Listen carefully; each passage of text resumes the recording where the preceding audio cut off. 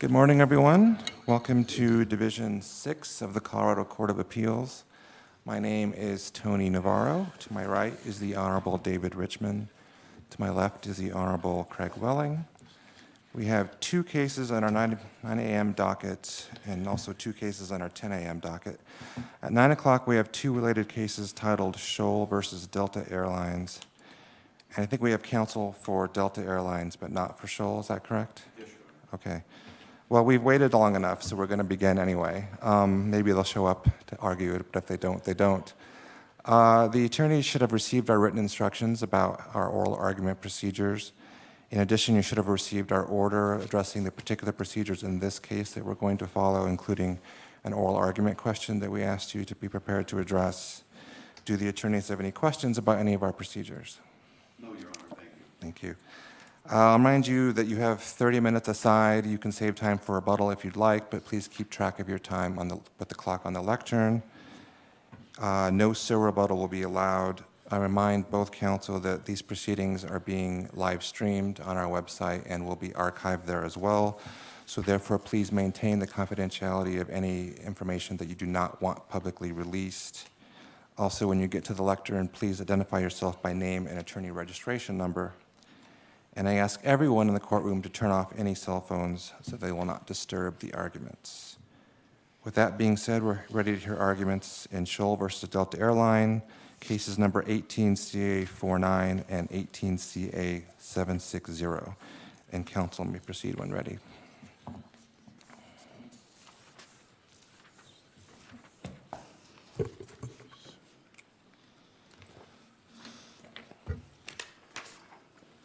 May it please the court. My name is Michael Hutchinson. I'm with the Denver firm of Treese, Alfrey, Musat, PC, here in Denver. My registration number is 20853, and I and my colleagues represent the appellant and cross-appellee Delta Airlines.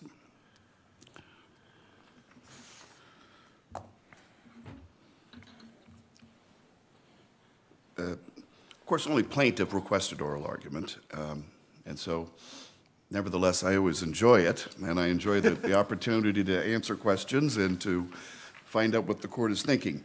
I have to say this is the first time I ever got a question from the court in advance. And so what I would like to do this morning is to stand on the briefs, unless there are any questions that you have, and then respond just to this question, because I think I have an answer for you. It's confusing, but I think I have an answer.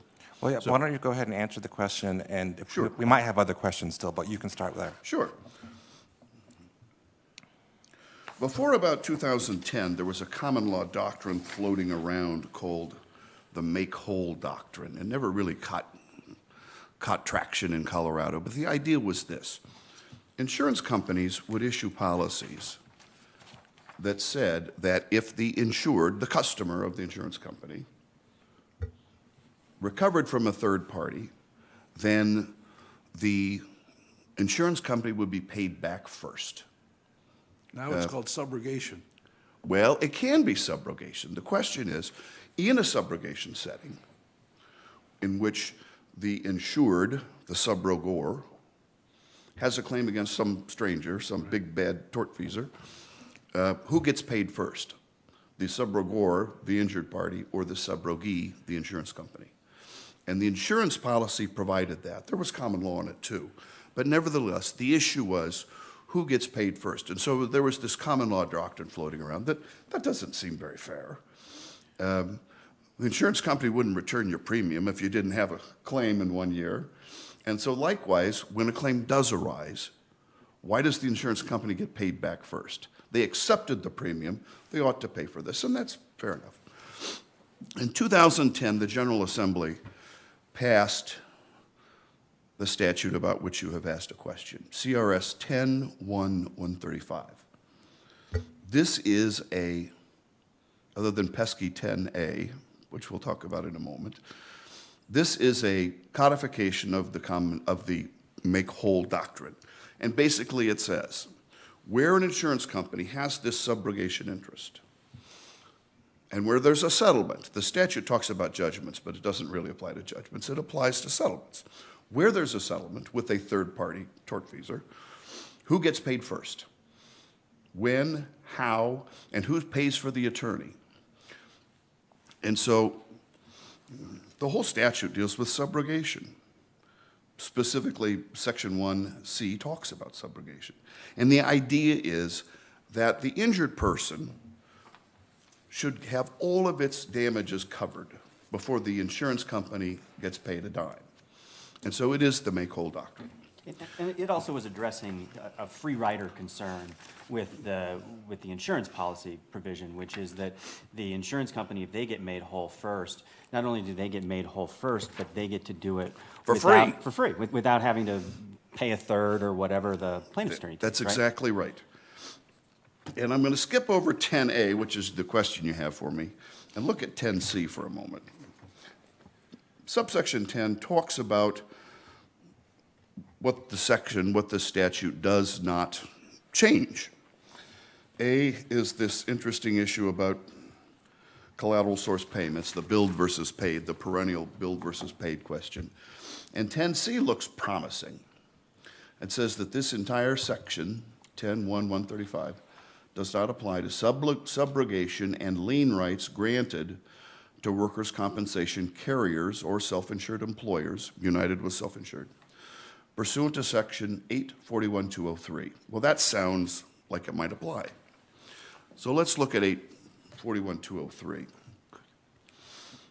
By the way, think about this. Section 10(1)(135) defines the relationship between an insured and insurer vis-a-vis a third-party tortfeasor. It defines how and when these two parties are going to split up the money that they get from a third party.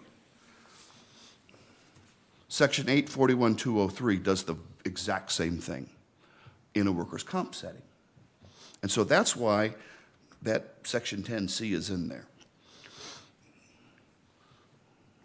841-203 is kind of confusing as well.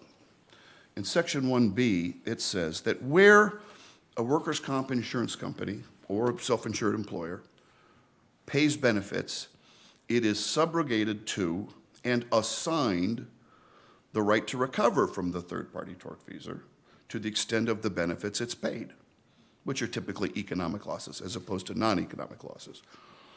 Well, now, there can't be both an assignment and a subrogation.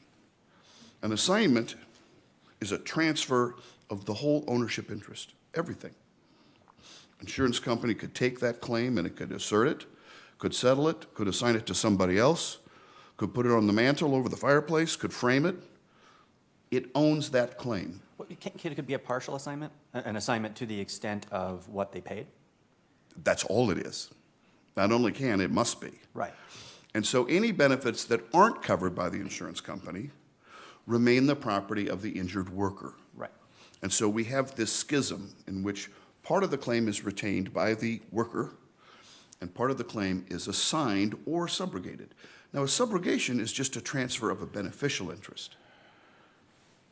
The owner of the claim is still the worker, but this equitable and really statutory claim belongs to the workers' comp insurer. So the question I have is, under the statute, does the right of the statutory subrogation to the insurer, or in this case, the employer, does that extinguish the claim of the employee to the extent of those particular rights? No. But Isn't that contrary to feral gas? no. No, it does not. Because under the comp statute, the employer is either assigned the claim outright, or it simply stands as a beneficial owner, a subrogee.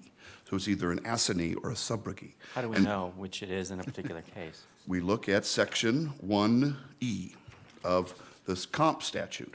This is 841-203. And we can see in paragraph 1E, Roman numeral 2, that the comp carrier has a number of options. It can either sue in its own right, in which case it is the assignee. Which it did here. Exactly. Or it can be a mere subrogee, It can stand aside, it can intervene, or it could do nothing. It could say to the injured worker, give me a call if you get any money, and then we'll split it up. And so that explains why, under the comp statute, the employer or comp carrier can be either an assignee or a subrogate. If the carrier is an assignee, if it takes the claim and asserts it, in fact, in this case, United sued first, that amounts to assignment of the claim. So my answer to your question is no, because if there is a mere subrogation, then the injured worker still owns that claim, subject to the equitable rights of the carrier. But if there's an assignment, that claim belongs to the carrier. So I'm a little surprised you say that, because in Judge Jackson's case, Lebsack, or whatever it's called, Interesting, huh? he resolved this whole thing by concluding, I think, that once the carrier pays the employee that and is subrogated, that eliminates the employee's claim, and workers' comp is no longer in the picture. Only where there's an assignment, as opposed to a subrogation. Now, So I you're can't saying- remember in Judge... Are you saying therefore the facts of this case are different from Lebsack, or they're not different from Lebsack? I think that they may be different, but it doesn't matter, because in this case, there was clearly an assignment. Okay. In this case, think about 10-135, 10-1-135. This case, other than 10A, is all about subrogation. Nobody in our case had a subrogation interest. Nobody. United didn't. United owned that claim. Oh, they have an assignment, you're saying? It was assigned to them. And so United brought its claim, we settled it. And so let's talk about 10A and 10C. Is the assignment a documentary assignment, or you mean just it's assigned by operation of the law? Both in this case. Okay. So let's look at this pesky section 10. 10C, I said it looks promising. It says that this statute, the entire statute, does not apply with respect to, or doesn't change, the subrogation and lien rights granted to workers' comp carriers or self-insured employers pursuant to the other statute we've been talking about. Well, there were no subrogation claims in our case. It wasn't a subrogation. So this exception, 10C, doesn't apply. It only applies when the injured employee still owns the claim subject to the equitable subrogation interest, which is curious because if it doesn't apply to subrogation situations, then 10A doesn't apply either, the billed versus paid issue, which is where you might actually want it to apply because the employee is still bringing the claim, it's just subject to somebody else's interest. Read literally, 10A doesn't apply in that case when you'd think it should. But that's not our case. We don't have to worry about it. 10A, the question that you asked after all this time, I'm getting to it. 10A appears to have nothing to do with subrogation. And I have to say, I agree with the dissent. In the Jepson case, I agree with Justice Hyde. This seems to be a little freestanding statute that has nothing to do with subrogation. Nevertheless, it says what it says. And the majority in Jepson says this applies to any case, in any action, the fact or amount of any collateral source payment of benefits shall not be admitted, in other words, it's a rule of evidence, as evidence in any action. Well, that's interesting, but there may be many actions in which there is no claim for medical charges. This doesn't. It says to any action against an alleged third-party tortfeasor. Well, it could apply to all kinds of cases against third-party tortfeasors that don't involve medical bills. And so the answer to your question is, because there was an assignment here, and not just a mere creation of a subrogation interest, does the statute apply? Does 10A apply? I guess so. According to Jepson, it applies in every case against a third-party tortfeasor. But Mr.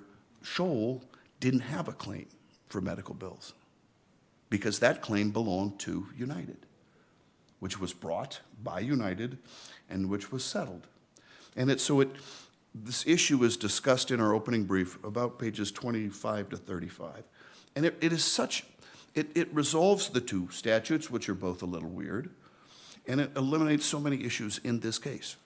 It eliminates the question of finality in 59J, because we don't need to do the set-off. The set-off is a clunky feral gas procedure that isn't necessary.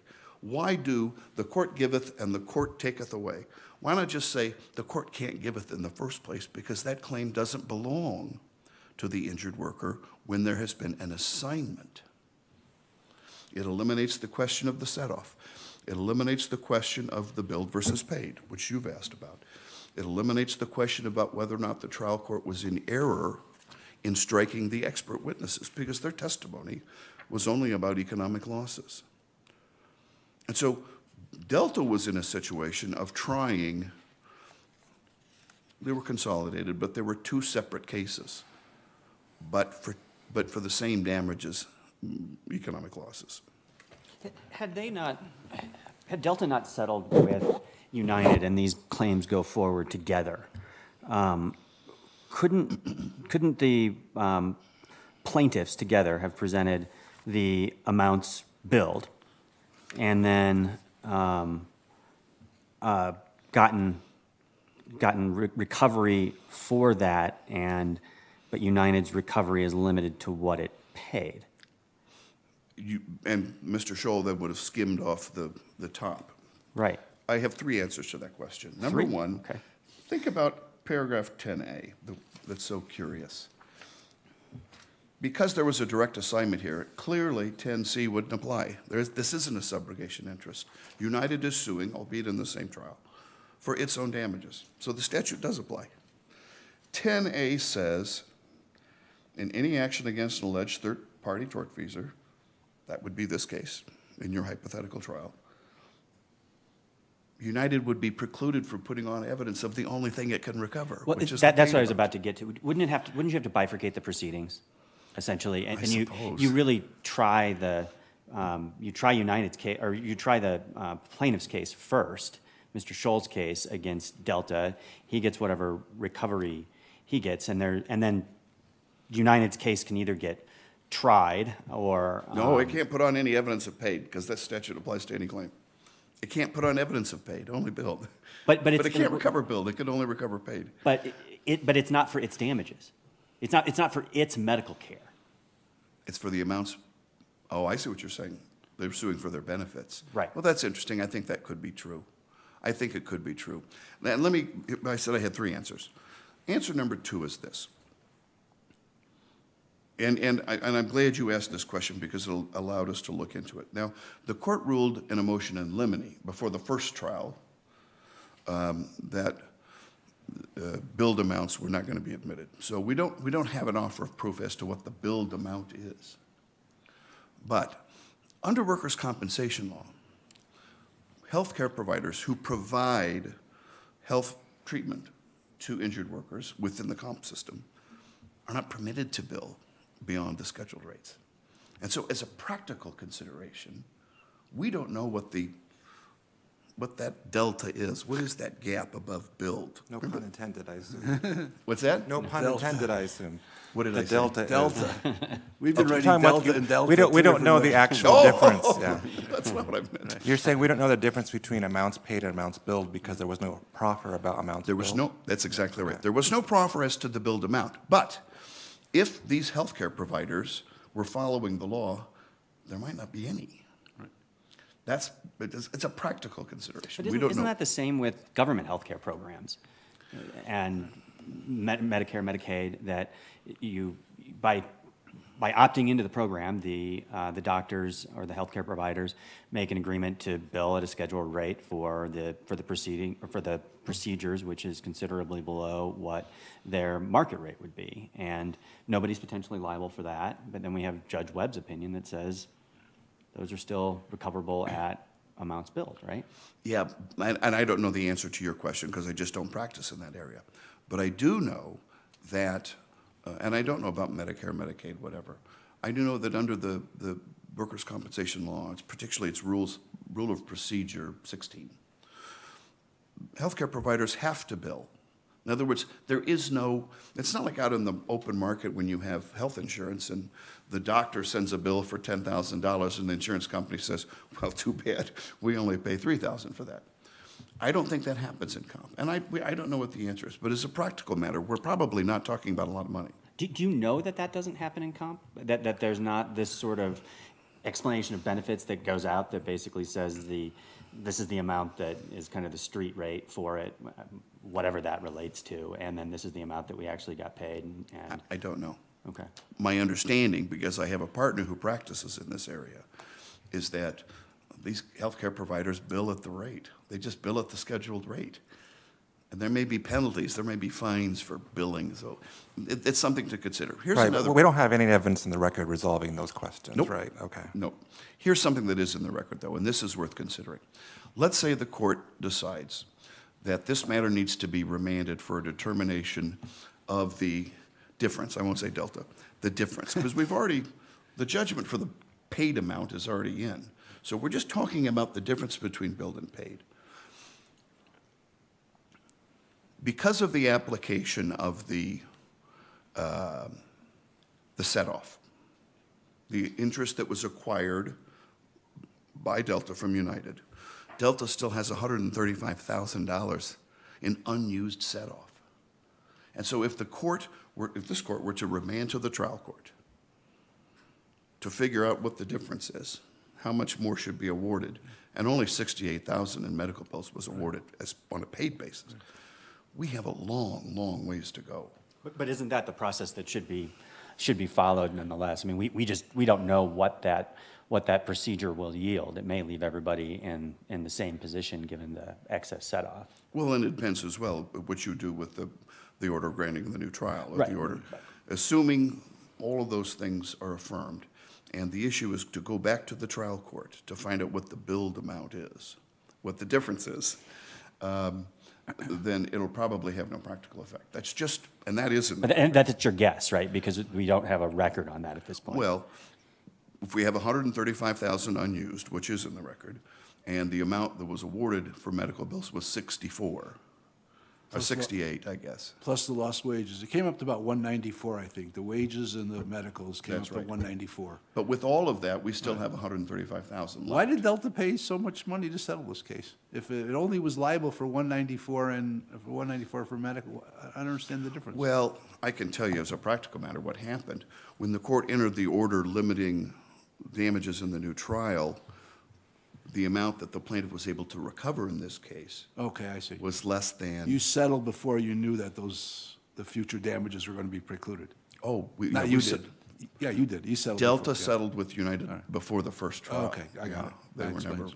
Got it. they were out. But I guess getting back to what Judge Willing was saying, even if you have this excess set-off amount, which you do seem to have, we have no idea whether that would set off any damages award the plaintiff might get based on amounts billed. I think it- Meaning the well, full amount. What I'm saying is the billed amount was 64, unless the. We don't know what the bill amount was. I'm sorry. The paid amount was 64. I think it's 68. Unless it's triple the amount, we have a lot of delta to absorb. Healthcare's a mystery to all of us, and who knows what it could be. Right, I mean, the reduced rates set by the fee schedule could be a quarter of what it's billed. We have no idea what people bill. That's true. Tell me again, Fonfero says you get to put in the actual billed amounts. I'm sorry, which case? In the Fonfero case, Judge Webb's case, in the Medicare situation. Yes, yes, You yes. get to put in evidence of the actual billed amounts. In the Garden Schwartz case, the managed care case, you get to put in the actual billed amounts. Both cases specifically say that. This is not, neither of those cases, this is workers' comp. Is it different? Why should the rule be any different in this case than in managed care or in Medicare? Well, in the order on the motion in limine, Judge Brody had a couple of thoughts. Her first thought was that unlike the garden variety, Garden Schwartz situation, amounts billed in excess of the schedule, the workers' comp schedule, were illegal. And so, And under the managed care, they couldn't be collected. I mean, Garden Schwartz makes that very clear. Billed or not, whatever, they cannot be collected, right? That was the whole premise. as a matter of contract. No, a matter of statute, actually. Statute Yeah, it was requires statute. those contracts to prohibit the providers from collecting the difference between the amounts paid and the amounts billed. Well, And similarly, in Medicare, in Judge Webb's case, they can't. There's no liability created. It's not as though there's a liability that's created and then it's extinguished by a collateral contract. It's just there's no liability created. So why isn't that an exact parallel to workers' comp?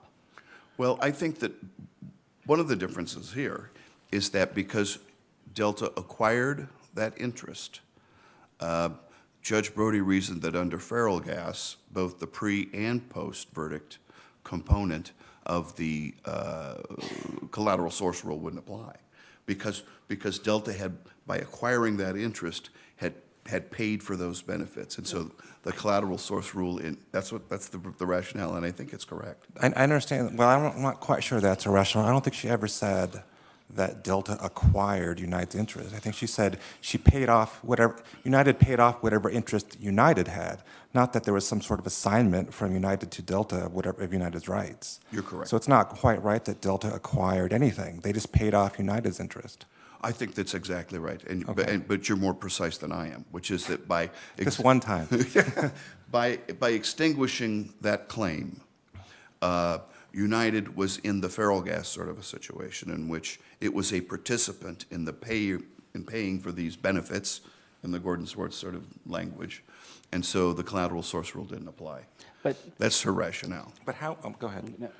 Go ahead, Judge Navarro. How is Judge, I understand, I think you've mostly accurately described Judge Brody's decision here, but how is it consistent with Gardner Schwartz and Forfar, which is Judge Webb's case? Well, I don't know if there was this role in either of those cases in which the third-party tortfeasor, that's who I am, I'm the third-party tortfeasor, actually participated in the payment for those benefits. I think that's the difference. Is that And the I only think- difference? I mean, I'm sorry to corrupt, I'm not saying that's a negligible point. I just want to make sure I'm missing some other issues or something. Nothing I can think of. All right, I think thank you. that's Please the big continue. But the pay, I mean, your payment of those benefits, it's not like you don't get credit for them. You just don't get double credit for them.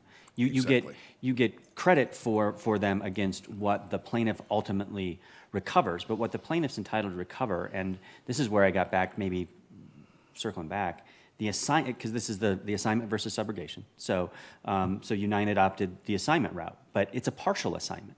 It's only an assignment to the extent of what their liability is under workers' comp. It's not an assignment of the plaintiff's full claim, which is for all of the medical expenses caused by Delta's tortious actions. So those still exist. So- and why by virtue, I'm sorry, this is a really long wind-up. Why by virtue of paying for United's payment do you then also get to extinguish the excess that the plaintiff would otherwise be entitled to recover from you? Because of what Judge Brody held, which is that by acquiring that interest, the collateral source rule doesn't apply at all. I'm sorry, not acquiring, by extinguishing that interest, by participating in the payment, as opposed to, for example, in the Medicare setting, I don't know that the third-party tortfeasor did anything to extinguish that third part, the interest of the federal government. But they could have extinguished it by paying the federal government what Medicare paid, and suddenly they're no longer potentially liable for what damages they would actually be exposed to? I don't know. Seems like a very odd construct, and it really seems like Delta trying to step into the contractual relationship between the employer and the employee. Remember, there's a bargain here. You work for me. As a result, if you're injured on the job, you get paid at a discounted rate, a scheduled rate, but there's some limitation on you needing to prove my negligence for that. So there's a long historical bargain here that Delta was not privy to. But now Delta wants to step in the shoes of United, who was a party to that bargain, and reap its beneficial position by virtue of that bargain, which is no different than trying to say, I want the benefit of a person getting insurance, participating in an HMO, or being covered by Medicare or Medicaid. Why by virtue of paying United do you get that sort of double benefit? Well, I don't know enough about Medicare and Medicaid to understand whether, for example, is there a right of subrogation? I just don't know enough about that. And I confess it's hard as a lawyer to say I don't know, but I don't know. That's the answer to that. It's easier as a judge, and I don't know either. I mean, so. Any other questions? Yes, I have a quick question. Well, we'll see if it's quick, but it has a question about something you wrote in your answer/reply brief on page 10. This is in the question of the collateral source issue that we've just been discussing. And you say here there was no evidence admitted suggesting Scholl's medical costs were paid by another source. And I have to say that confuses me a great deal because I thought that was the only evidence of medical expenses, i.e. that was actually paid by another source, i.e. workers' comp. I wrote this. So let me see if I can figure out what I meant by that. One of the issues early on when we were going to be in front of the jury, and we're in front of the jury, was whether the jury should be informed of the fact that there was workers' compensation. Right. And so in the first trial, there was no mention of workers' compensation for fear that the plaintiff would be prejudiced by the jury knowing that all this had been paid. That's what that means. So it refers only to the first trial, not to the second trial, which is actually what we're considering. Yeah, and I don't know why, forgive me, I don't know what the issue is. Here, let me see what the issue is that we were responding to.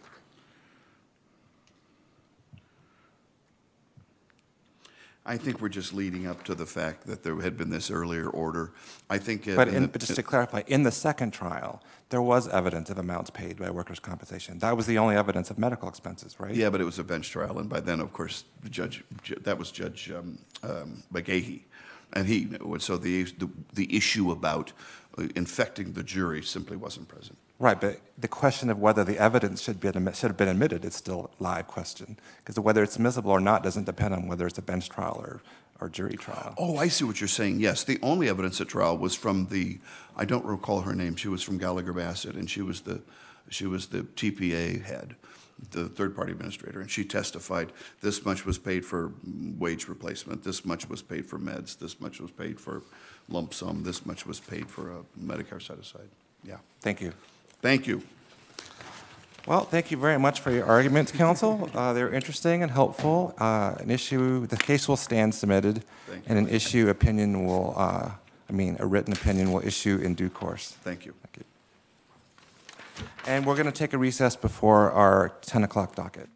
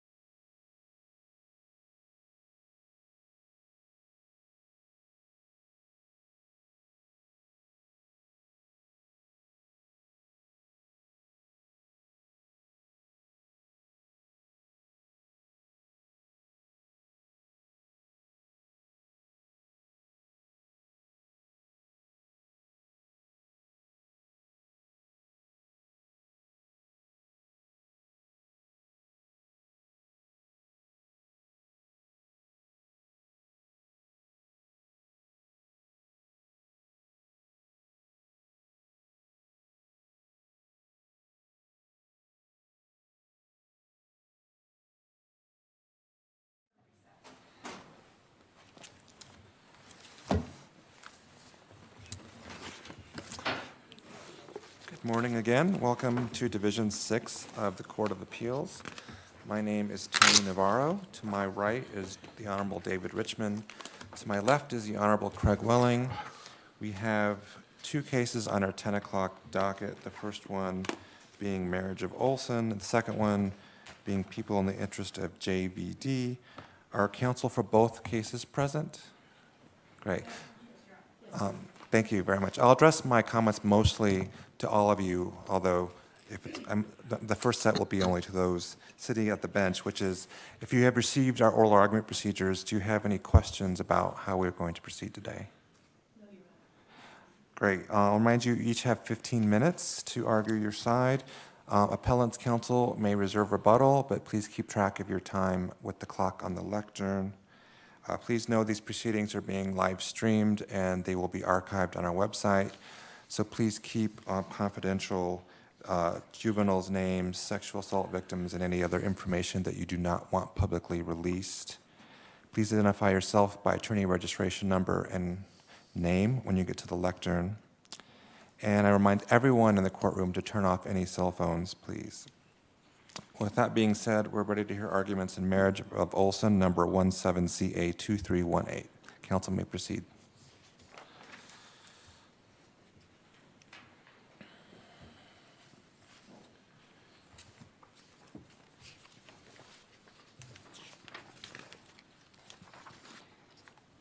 Good morning, Your Honors. My name is Paige Mackey-Murray, attorney registration 29887, and I represent Mr. Olson in this case.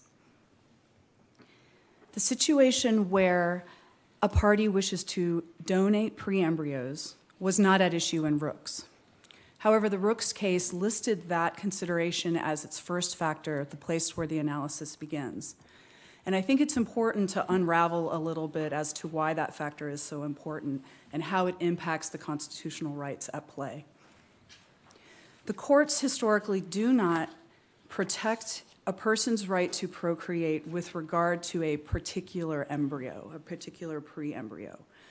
The only time the court does that is when that particular pre-embryo represents the only opportunity for that person to pursue procreation. Otherwise, the question is that person free to pursue procreation, or does the destruction of the embryos preclude that? And that's important for the question of donation, because in the case where a party is seeking to donate the pre-embryos and doesn't seek to procreate in the way the courts understand that word, there's really little, if any, constitutional right to procreate at issue. There's a constitutional right to procreate, but there may not be a recognized constitutional right to donate so that somebody else can procreate. Is that what you're saying? Not exactly. Okay. I'm saying that the constitutional right to procreate doesn't attach to a person's desire to see a particular pre-embryo further develop into some form of life. Well, what's the difference? I don't understand.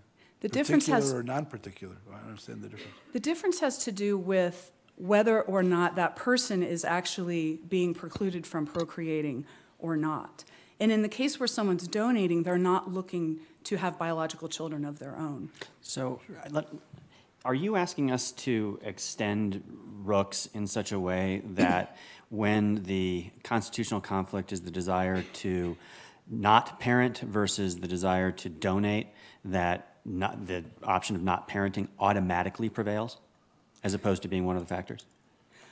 I am advocating for a bright line rule with regard to a case where a party is seeking only to donate pre-embryos and is not seeking to become a biological parent of them. How is that consistent with Rooks, where it did not say that a party wishing to donate had no constitutional interest, just that their constitutional interest was less weighty than if they wished to implant?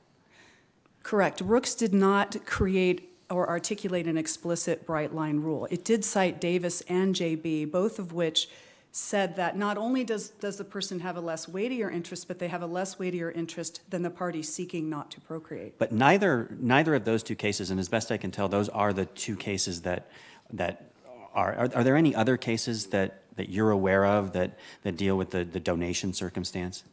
Those were the two primary cases cited by the case in Rooks. I think there were others, and I know that every case that dealt with donation came out in favor of the party seeking not to procreate. Did any of them, though, adopt the bright line rule that you're contending? Because what I'm taking from your bright line rule is there is no constitutional interest at stake when the desire is to donate.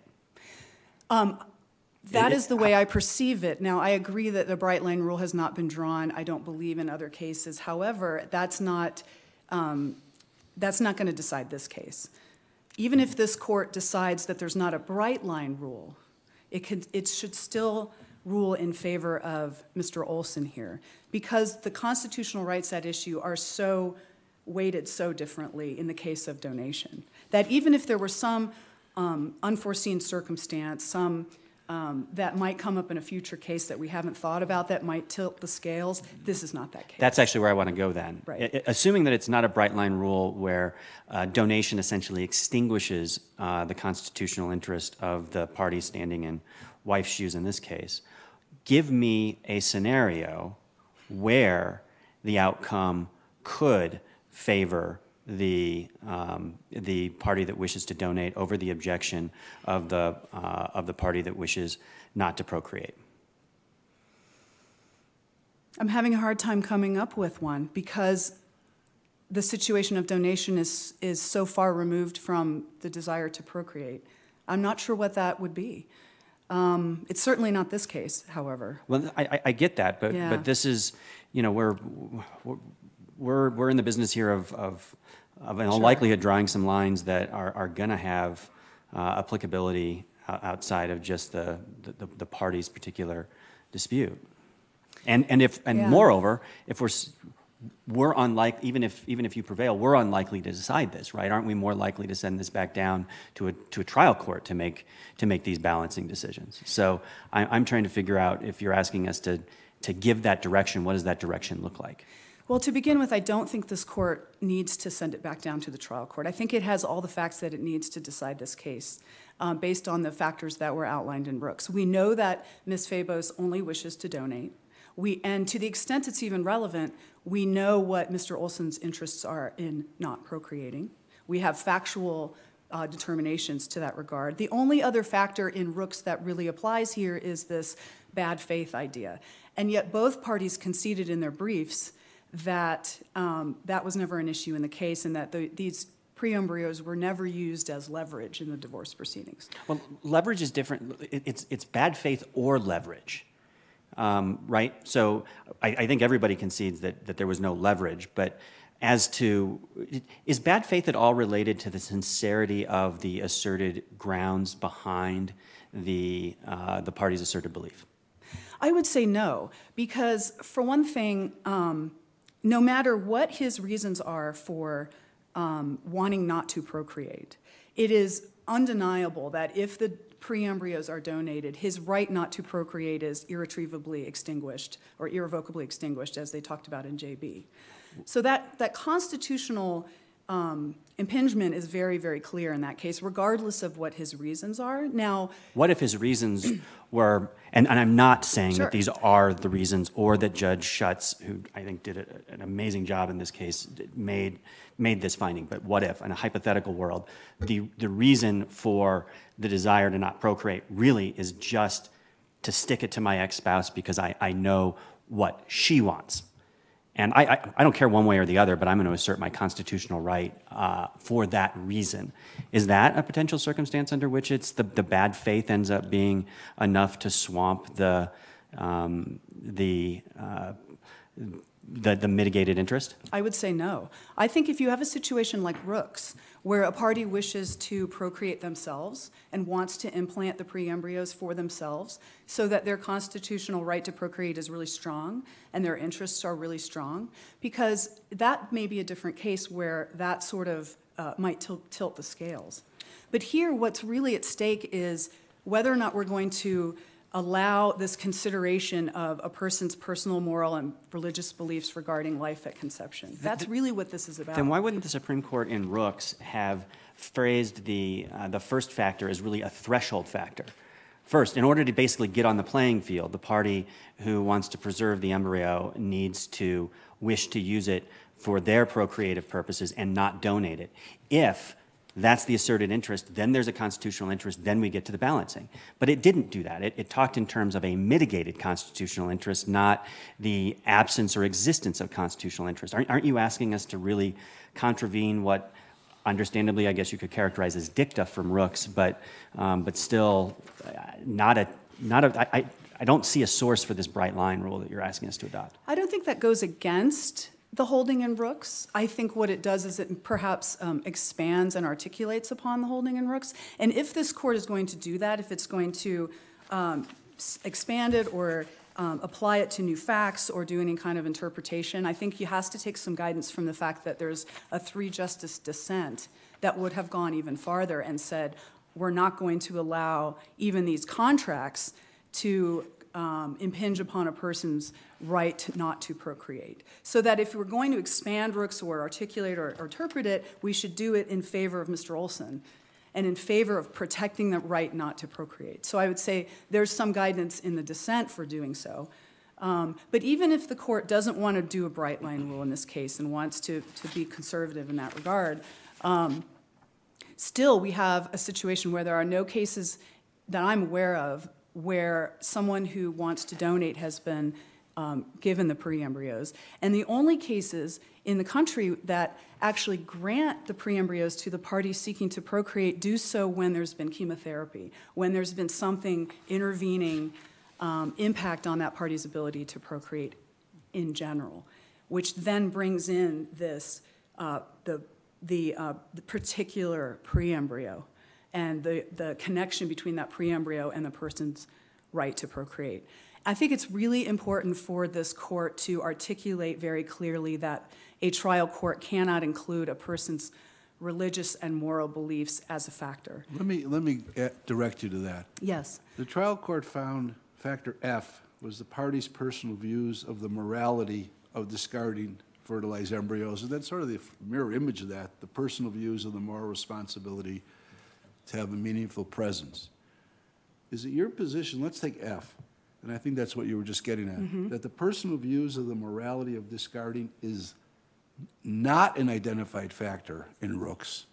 Absolutely. Right? Certainly they didn't identify that as a factor for consideration. Absolutely. Is it a precluded factor? Is it a factor that's foreclosed by Rooks? And if so, what in Rooks forecloses it?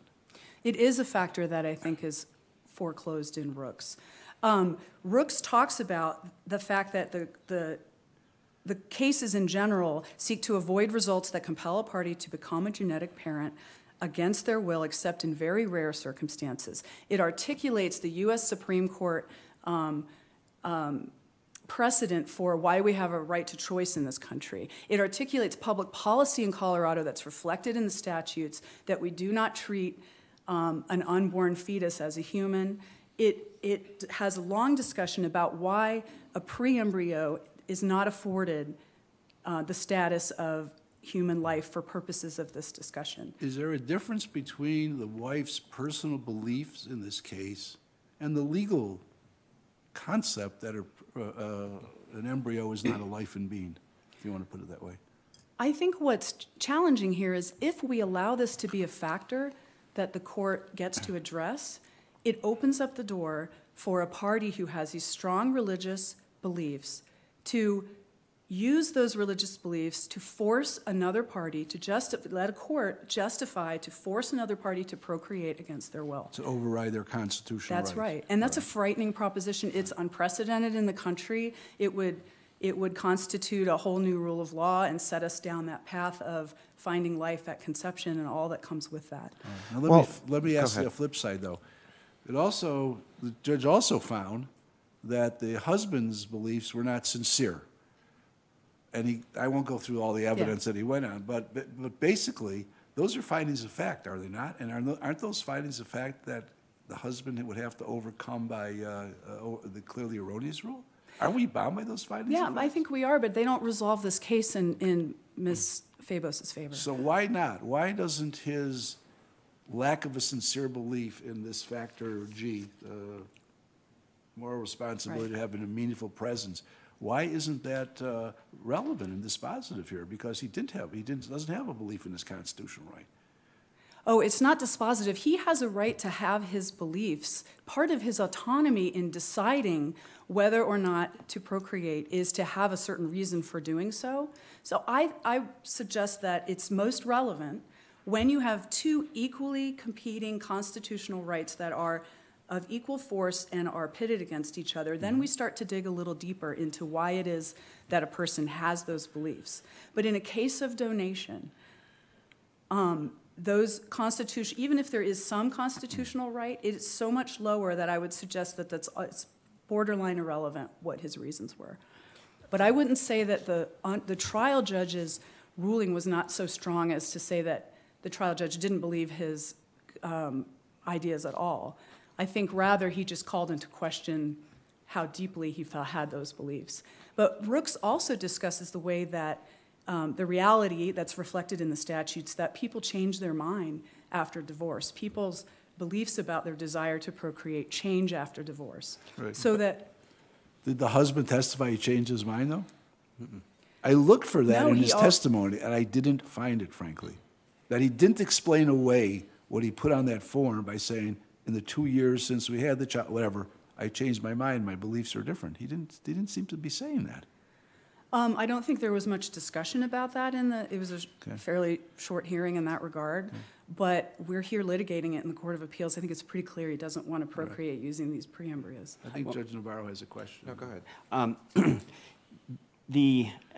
I think the use of the factor of wife's sincerely held beliefs versus husband's asserted interest and whether the court believed it is slightly more subtle than giving weight to wife's because it's sincerely held. The court's task here, is it not, is to determine which of the two asserted interests are weightier, right? And what I read the court doing was saying either in the alternative, husband doesn't actually hold this belief, or if he does, and always has, the couple themselves have done this balancing. He has this interest in not being involved. She has this interest in putting in the trial court's words to useful purpose, and the parties already struck that balance in the two places where they could, and husband willingly subrogated his interest to her interest. So these parties together have already made the judgment as to which interest is weightier. And when they had the choice and the option to determine whose interest should be given greater weight, they decided to give wife's interest greater weight, even assuming husband's interest was sincerely asserted. What do you say to that as really the way that the belief was being used? It wasn't in a way that contradicted whether or not this is a life in being or not, but really was trying to use the party's own decision as a balancing tool. My time is up. I assume you'd like me to answer the question. Yes, please do. I don't think it was used in that way. I think the parties did not make a decision about what they were going to do in the event of divorce. That's very clear, and the trial court ruled as such. I'm aware of that. And so that's really the decision that matters here. The fact that they made a decision before they got divorced about how they felt about using the pre-embryos shouldn't, and according to Rooks, we need, and if you look at paragraph 72 of Rooks, Rooks really does require a memorialized and enforceable agreement. It requires a written agreement. And I think that precludes looking at what they did. That's if you're going to do the contract approach. Once you don't have the written agreement, now we're in the balancing world, right? Well, that's correct. We are in the balancing world. But the question is, did these parties already make a determination? You're kind of getting at the equitable estoppel argument. I'm not. I think it's more subtle than that. It's not an equitable estoppel argument. It's really an indication that the court is using the parties' expressions in that agreement to give force and effect to what it perceives as the parties' own balancing of these competing interests. I think if you do that kind of analysis, you're going against Rook's requirement of having an enforceable agreement in the event of divorce. It is undisputed in the transcripts. Ms. Fabos testified that there was no agreement between the parties regarding what would happen in the event of a divorce. All right. Thank you very much, you. Ms. Murray. Bailiff, could you add to appellee's time 3 minutes, please?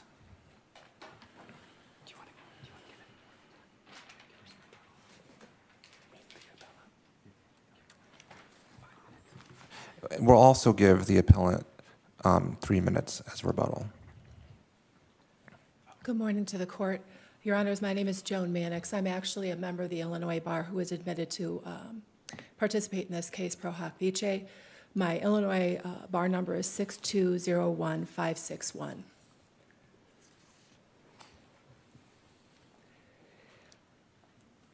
At bottom, I think that Mr. Olson's argument is that Rooks does create a bright line test, and that's clearly not what Rooks did.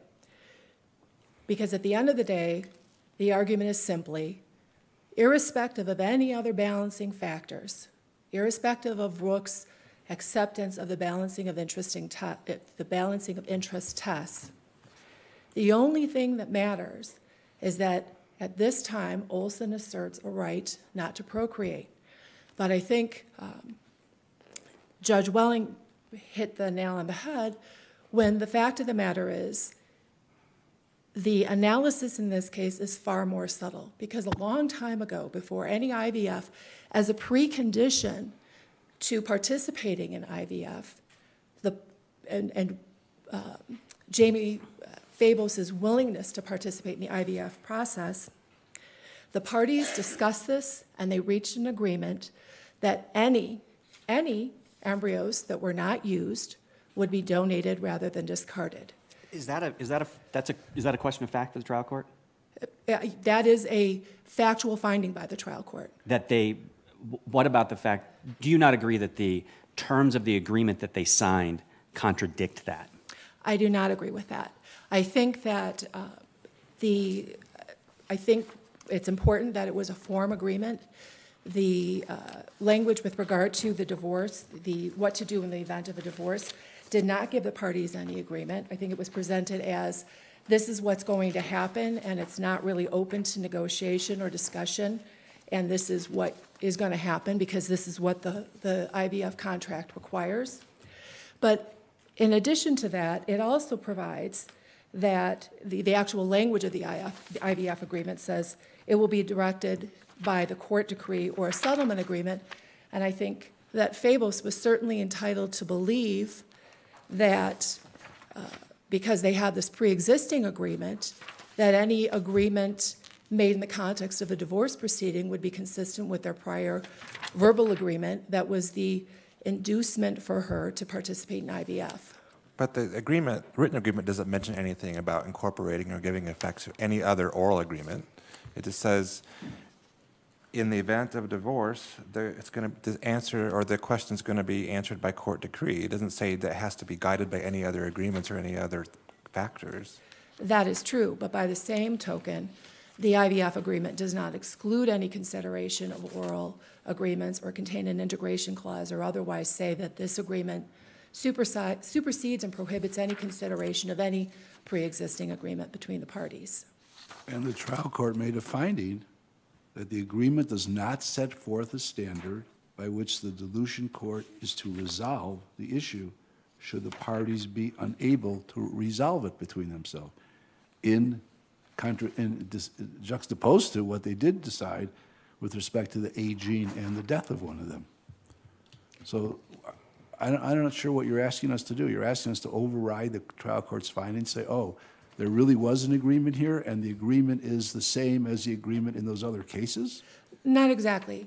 I think that it is a matter of fact the trial court found that there was a prior pre-existing verbal agreement. It just assumed that for whatever reason, it wasn't an enforceable agreement. And certainly our position is, irrespective of whether it's an enforceable agreement or not, it is our position that it is.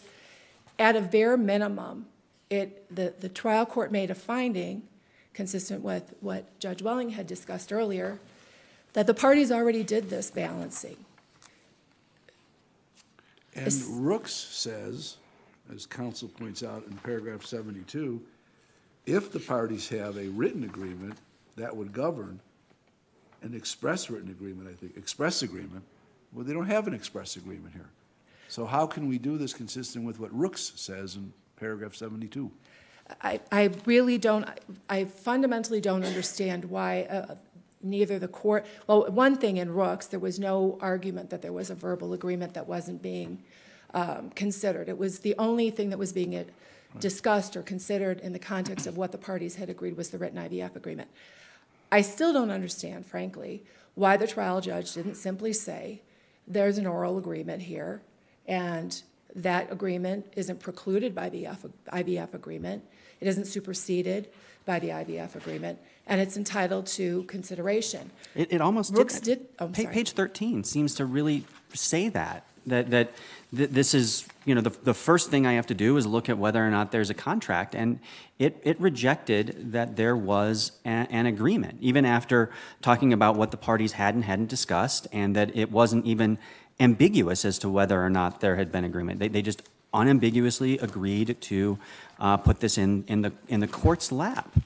Now their expressed desires may go to how the competing constitutional interests get balanced, but that's after you pass through the gateway of the absence of an agreement. I mean, aren't you asking us with your agreement argument to contradict a factual determination of the trial court that there was no agreement in this case? I think that the court was focused 100% on the IVF agreement, and the court said in the context of the IVF agreement, the written IVF agreement, there was no agreement that was made part of the IVF agreement about what to do in the event of a divorce.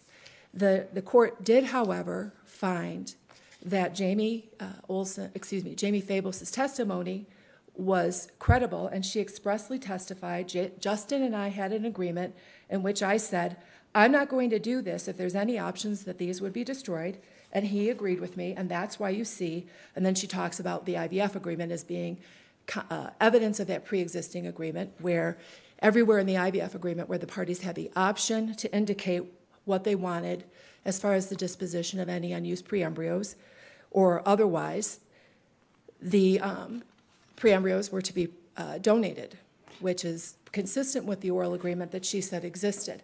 But I assume... But just to be clear, the court never made an express finding that there had been an oral agreement, did it? That is correct, I think. So you're just sort of inferring that from other things the court said, but the court never said there was an oral finding, or oral contract, but I'm not giving credit to it. That is accurate. Okay. That is accurate. And even, so I think perhaps there's an implied belief that a verbal agreement was unenforceable.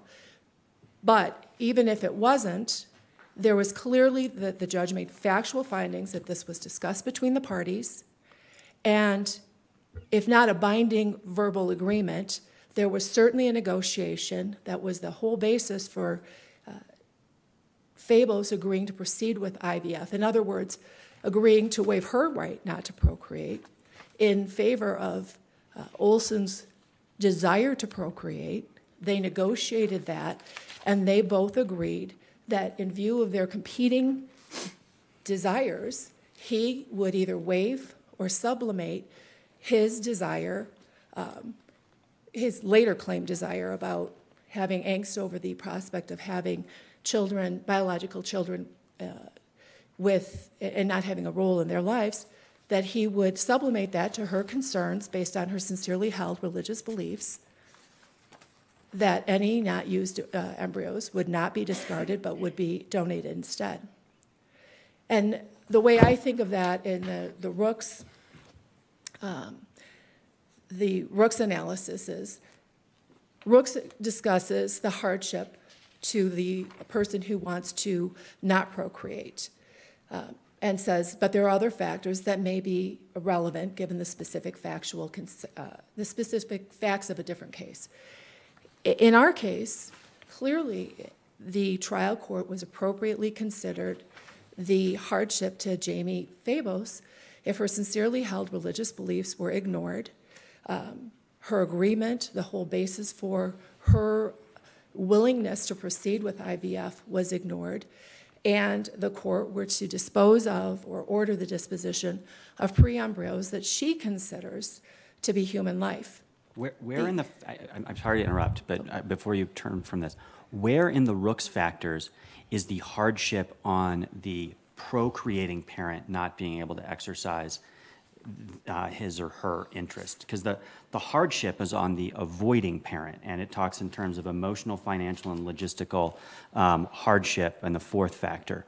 But where is the hardship on the parent who wants to procreate outside of the context of their inability to procreate through other means? Because that seems to be where the hardship on the hardship analysis on the procreating parent is if they can't otherwise have their own additional biological children. But where is this sort of hardship that you're indicating that's sort of a parallel to the emotional hardship on the procreating parent in the column of the parent who wishes to use the pre-embryo? In the Rooks factors, it's not specifically addressed in that context, but the court recognized that other factors were appropriately considered given the specific facts of different cases that might arise. And so where does this interest emanate from? Both parties have a right to procreational autonomy. She has a right to procreate. He had a right not to procreate. The court certainly didn't say, contrary to the suggestion by Olson's counsel, that there's a bright line rule, and any time the right not to procreate butts up against an interest in procreating, where the intention to exercise that right is in the context of the donation of the pre-embryos, that the right to not procreate completely trumps any such right. So are you saying that a party has a constitutional right to assist other people to procreate? No, I think that the party has a right to procreational autonomy and has the right to direct what happens. But how is donating to another couple an exercise of her right to procreate? The focus throughout Rooks was on genetic parenthood, and genetic parenthood is every bit as much implicated when you donate embryos as it is when you implant the embryos and conceive the child yourself. So why did the Rooks draw a distinction between donation and implanting? The Rooks specifically said you have a weightier interest if your interest is in implanting in yourself rather than donating. But under you, that would not make any sense because in your view, they're exactly the same interests. I think the court, and I don't understand exactly why the court said it, but the court basically found not that there's no right to procreate when donation is at issue, but basically said that the court will acknowledge that the right to procreate is weighed more heavily in favor of a person seeking to implant and conceive the embryos as opposed to the person who wants to donate the embryos. But it certainly didn't say there is no right to procreate implicated in cases where donation is the anticipated or the desired disposition of the embryos. Thank you. It seemed to me, as I said to counsel for the husband, the court put a lot of weight on the personal view of the parties or the personal view of the wife of the morality of discarding the fertilized embryos. In the end, that seems to be what the judge really based his decision on, what he called the wife's sincerely held belief to put the embryos to productive use. Where in Rooks is that recognized as a permissible factor to be considered?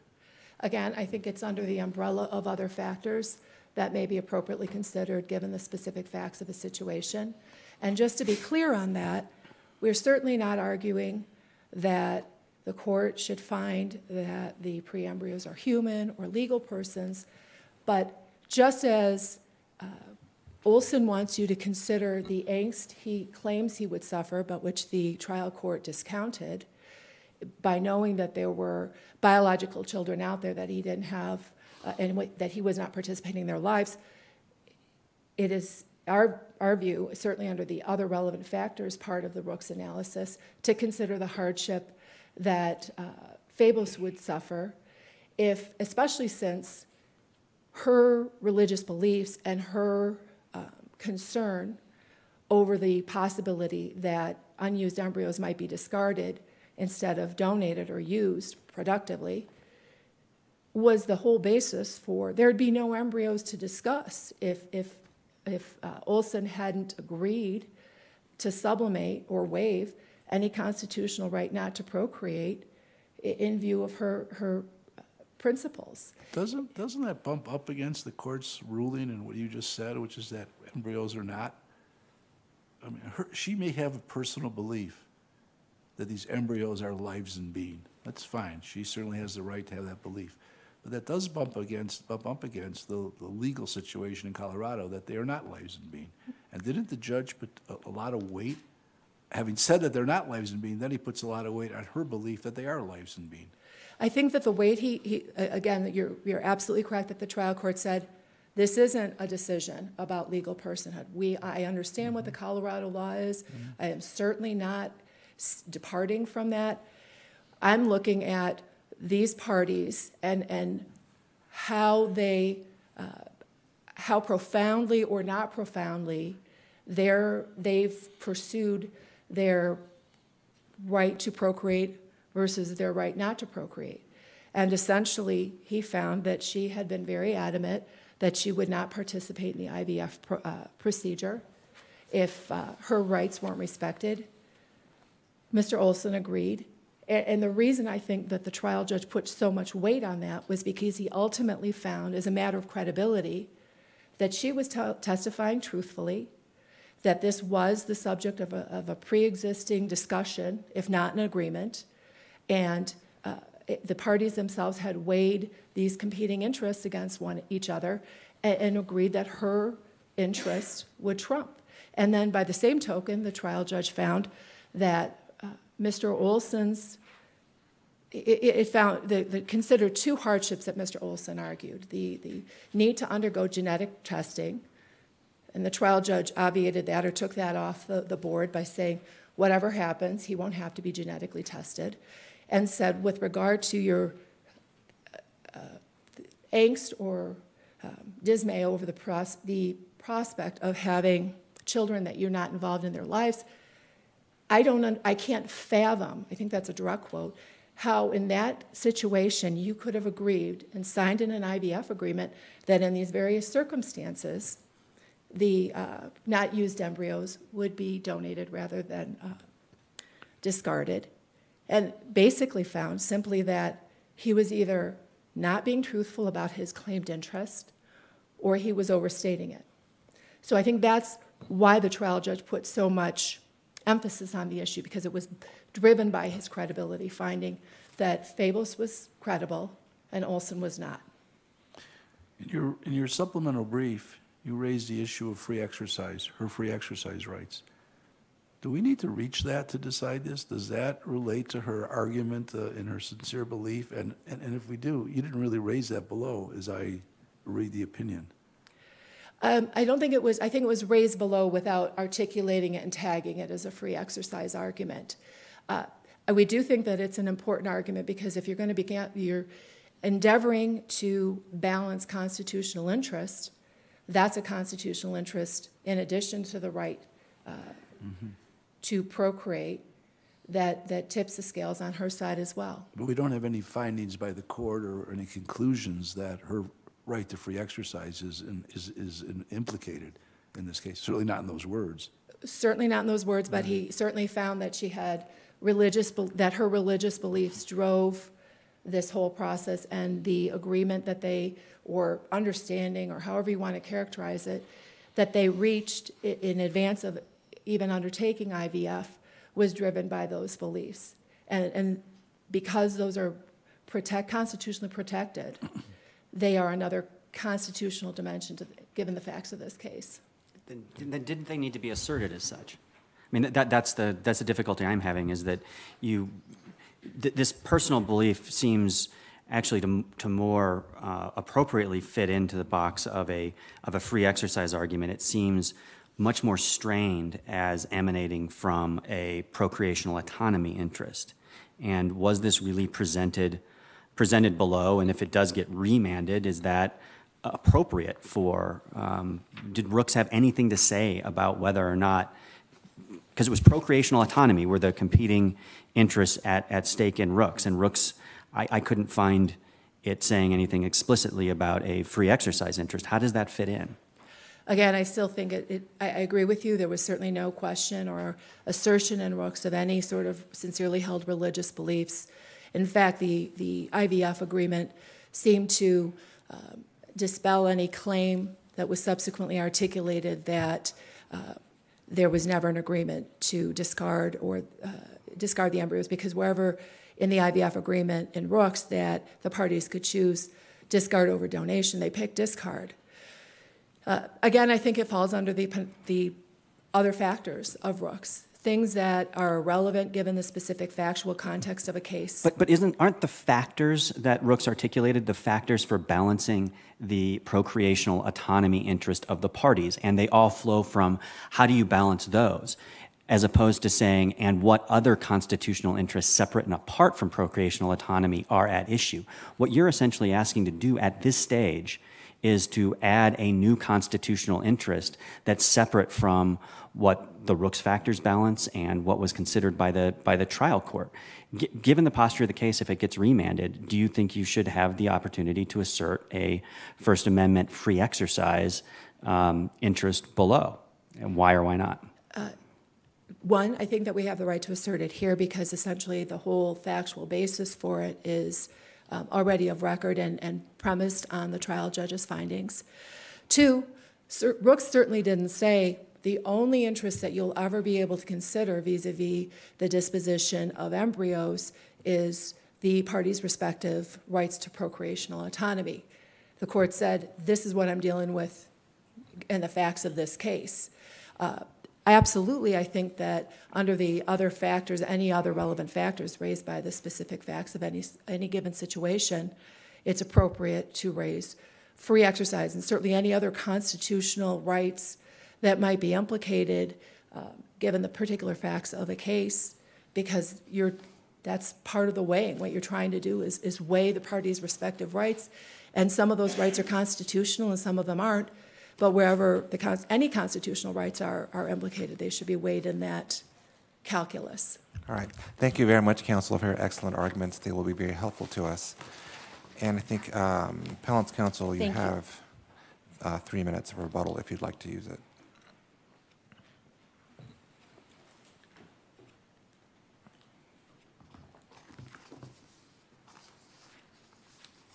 Thank you.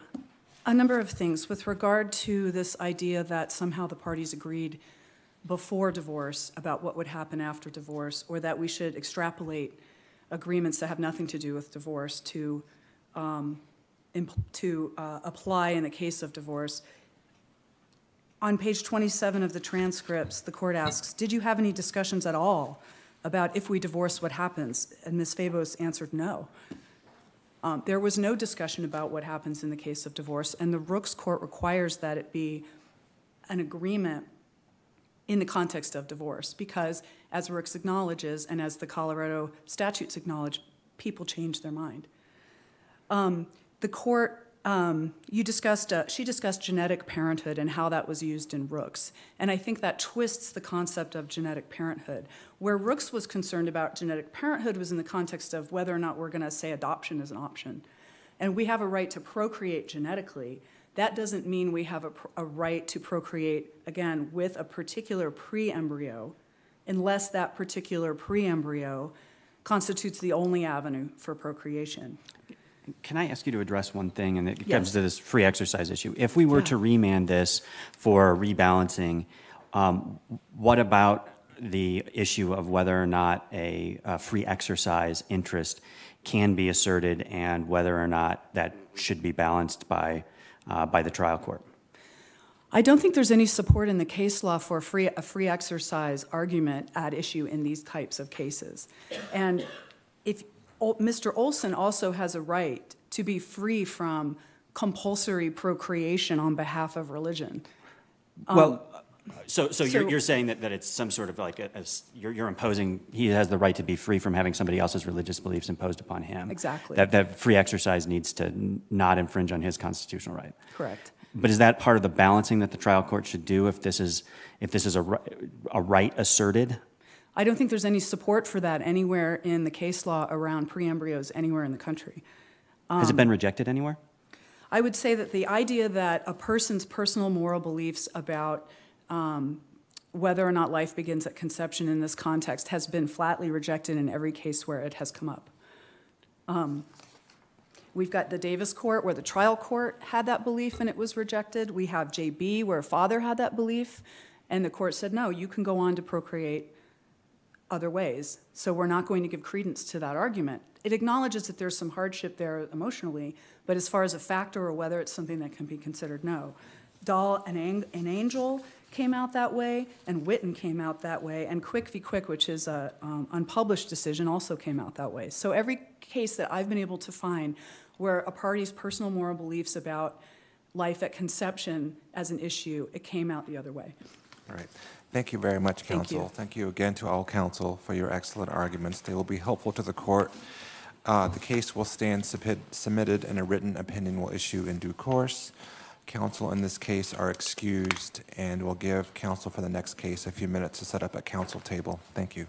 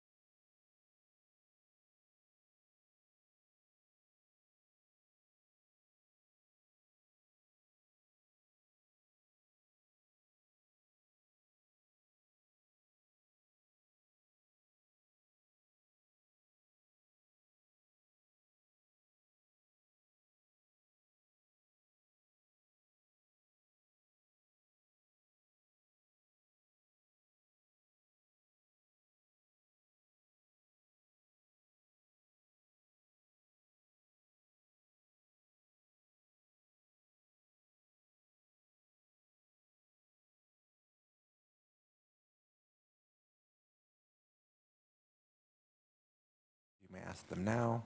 No. I know you're both experienced counsel. You each have 15 minutes aside. Please be careful to not mention juveniles' names or any other confidential information. And ask everyone who's left to turn off your cell phones, if any, or if you have any. And hearing no other questions or comments, we're ready to hear arguments and people in the interest of JVD. And counsel may proceed.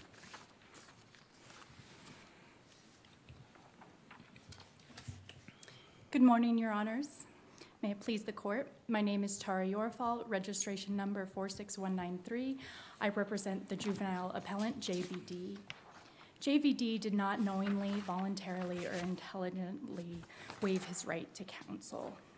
Juveniles are different due to their limited ability to understand and participate in the juvenile justice process. Our General Assembly and state and federal constitutions have provided them extra protections for their effective participation. Under this higher burden, it cannot be shown under the facts of this case that JVD effectively waived his right to counsel. And I want to start, before we get into these additional protections, with the general test, because I agree with my colleague, Mr. Olivares here, that the test is the totality of the circumstances and whether JVD effectively waived his right, and specifically that there was an inquiry that was required under Arguello to determine the nature of whether he understood the nature of the proceedings, the complicated nature of the legal system, the importance of attorney assistance, and the risks of proceeding pro se. Even in the adult world where this test applies, there is a strong presumption where this inquiry is not done that the adult has not waived his right to counsel if this inquiry has not been done sufficiently. We then move into the juvenile world, where I would say there are really 6 protections given to juveniles in addition to the protections explained in Arguello.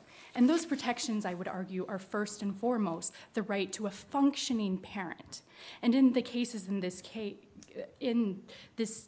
it is very clear that after Galt from our U.S. Supreme Court, that it needs to be a functioning parent that can assist a juvenile in waiving a constitutional right. In addition to the effective use of a parent, we have the statutory protections in Section 19CA0760. And those, Counsel, let me take you right to 19-2706, okay? 2706 is, unlike many statutes, pretty clearly written, okay? Most of them aren't. It says the court may accept the waiver of counsel, and by the way, he clearly waived his counsel there. I think he did it voluntarily. Whether he did it knowingly and intelligently is a different issue. The statute says you may accept the waiver of counsel by a juvenile only after finding on the record, based on a dialogue conducted with the juvenile, that A, B, C, 5 things. The state concedes that the judge did not make these findings, and it clearly, I've read the record, did not conduct a dialogue on all these findings. I think the state concedes a second point as well. Given that fact, do we have to be concerned with the totality of circumstances here? Or can we just say the statute was not complied with, well, and therefore this was not an appropriate waiver? And then if we decide that, then the question is, what do we do about it, which is what concerns me the most. right, and I would argue in the reply brief, I do mention if this court, it's not clear, right, under the statute what the remedy is for the court's noncompliance. I would argue if the court looks at JR when there was the issue of pre-sentence confinement and the court held sentencing after the 45 days, which it was allowed, the court said there had to be some remedy. In that case, it allowed for pre-sentence confinement to be automatic for the court's error to do this. And so there has to be some type of remedy in the statute. And what I argue in the reply brief is that if the court finds that for some reason the totality of the circumstance test is not made, then we can go there to the unexplored area where there is where there has to be a remedy under the statute, and that remedy should be automatic reversal. So, go ahead. well, I just want to make sure I understand you're saying. You're not arguing, or are you, that a violation of the statute by itself is structural error, are you? Well, and I think there's two ways to do that. The main argument that I made in the opening brief was that we meet the standard adult test Right. under totality of the circumstances, and so we don't really need to go there. But I would argue that if we need to go there, and that whether the question is it an automatic reversal under the statute, the other cases in this jurisdiction say that these provisions, as Judge Richmond says, say that this is a mandatory procedure, need some type of remedy. And the only remedy in that case would be to reverse the adjudication. But hasn't our Supreme Court made it pretty clear that they're not fond of automatic reversal rules? Instead, they ask us to look into prejudice. And isn't there also a separate line of cases that say a statutory violation does not necessarily require reversal where a constitutional one might? So don't we have to go further than just simply finding a statutory violation and figure out whether, even if so, reversal is required? Right, and Your Honor, I would say that a statutory violation of this nature, and as shown in this case, and that's why we get into the totality of the circumstances of this case, shows a constitutional violation, right? Every fact in this case, and I would refer the court to the language in Graham, page 76, says that juveniles are different, right? Their brains are not developed. They're making these impulsive decisions. They're defensive. They don't trust the court, and they're unwilling to make they're unwilling to even trust their own defense counsel. And so in order to protect their due process rights and their effective participation, these other things have to be inquired upon to make sure that they're effectively participating. And that's where we really get into the test. And I would argue under even Arguello, right, we had in Arguello a difficult defendant who was saying, oh, I don't want this counsel, I don't want that counsel, and really difficult. And the court says, well, the court never inquired why he didn't want counsel and never made that inquiry, and we need to make this elaborate inquiry to ensure his effective participation. But what if, just hypothetically only, what if we disagree with you that there was a constitutional error, but we agree with you there was a statutory error? What's the remedy for that, and why? And then I would say that the court follows Arguello, and that Even though there's no statutory or constitutional violation? Well, right, he was still denied his effective right to participate in this process. And I'm just not sure how his right to counsel was not denied when he is exhibiting impulsive behavior, he's unable to defend himself, and after the court was over and he realized the consequences of representing himself, he immediately asked for counsel. counsel. Well, that goes back to whether there was constitutional error. I'm asking you to assume if we disagree with you that there was constitutional error, and we only find statutory error. Yeah. What's the remedy and why? Well, I think the remedy still has to be reversal if it's just a statutory error. Otherwise, the statute is superfluous. Like, if the district court does not have to follow this inquiry and does not have to make these determinations, what is the point of the statute? And that's why I refer... Well, usually we assume the trial courts follow the statute. That's usually the point of it. Right, but in this case, there needs to be a penalty where the court doesn't. And in JR, the remedy was pre-sentence confinement credit was automatic rather than discretionary. Here, the denial of right to counsel, because it's structural, the only remedy, even if it's just a statutory remedy, the only possible remedy to give meaning to this statute is to reverse the adjudication. What do you say to the fact that the legislature, while providing these 5 findings that need to be made, didn't provide that as a remedy? And in other circumstances where a statutory, a constitutional right that has been codified has also provided the remedy, such as the speedy trial statute.